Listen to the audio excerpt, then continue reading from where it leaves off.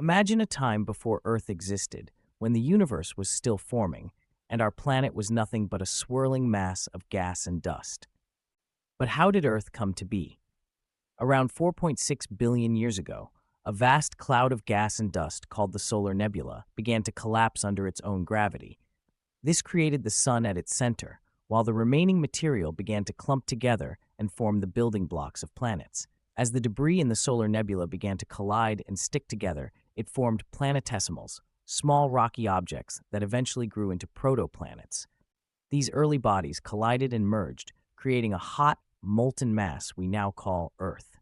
One of the most critical events in Earth's formation was the giant impact. A Mars-sized object, often called Theia, collided with the young Earth. The impact was so intense that it sent debris flying into space, which later formed the Moon. After the giant impact, Earth began to cool down. Volcanic eruptions released gases like water vapor, carbon dioxide, and nitrogen, forming a thick atmosphere. As the planet cooled further, the water vapor condensed, forming the first oceans, an essential step for life to begin. Over time, Earth's atmosphere stabilized, allowing for the formation of an ozone layer that protected the surface from harmful solar radiation, making the planet more hospitable for life.